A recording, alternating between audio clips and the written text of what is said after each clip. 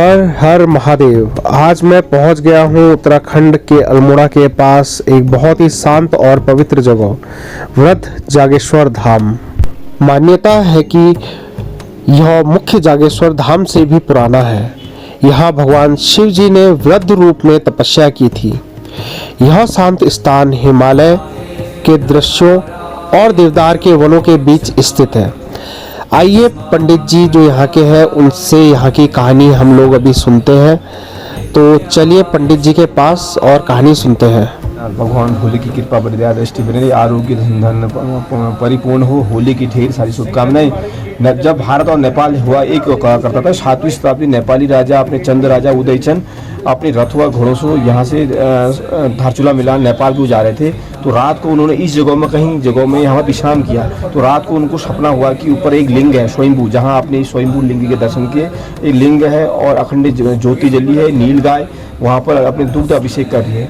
तो उनको बोला, राजा ने रात को सपना हुआ और आगे एक नौला है, नौला भी है, अभी भी है, वर्तमान में नौला है। और वहाँ से नौले से दर्शन करके आएंगे, आप स्नान करके आएंगे तो वहाँ पर आप दर्शन करेंगे। तो राजा ने सेम वही विधि विधान से काम करा। तो उनको, हे प्रभु मेरी मनोकामना पूर्ण हो जाएगी तो मैं इस मंडप बनाऊंगा। उनकी मनोकामना ये थी कि वो लड़ाई लड़ने जा रहे थे उसमें नेपाल तो वो लड़ाई लड़ने जा रहे थे। लड़ाई लड़ने के साथ और वो क्या नाम कहते हैं, वो फिर मनोकामना यदि मेरी पूर्ण हो जाएगी, वो जीत गए। मनोकामना पूर्ण होने के बाद जीते।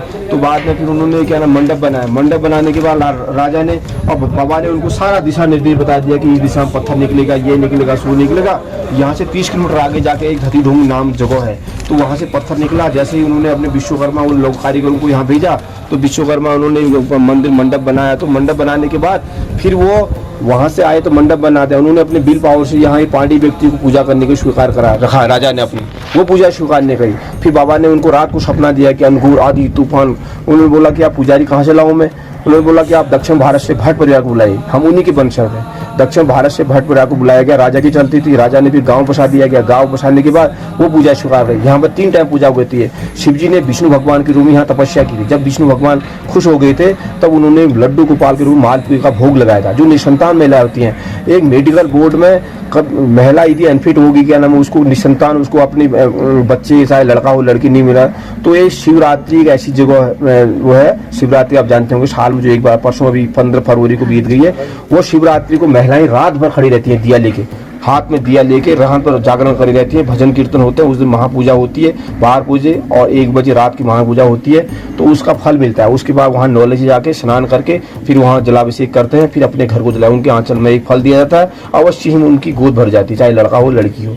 और जो ग्रह सूर्य, चंद्रमा, मंगल, बुध, गुरु, शुक्र, शनि, राहु, केतु, जो सारे ग्रह अशांत चल रहे हैं, उन ग्रहों को शांत करने के लिए यहाँ पर रुद्राभिषेक किया जाता है। और जैसे 9 ग्रहों की पूजा होती है, इस प्रकार की पूजा होती है। यहाँ पर शादी विवाह अनुष्ठान होते हैं। यहाँ से नंदा देवी, नंदाकूट, पंचाचूड़ी, चौखंबा, त्रिशूल पर्वत, ये 7वीं शताब्दी। फिर उसी राजा को उदयचंद चंद्र राजा कटुई शासक राजा का में, तो उसी राजा को बाबा ने आशीर्वाद किया कि आप नीचे बाल रूप में जागेश्वर, वो बाल रूप में वहाँ मंदिर बनाई।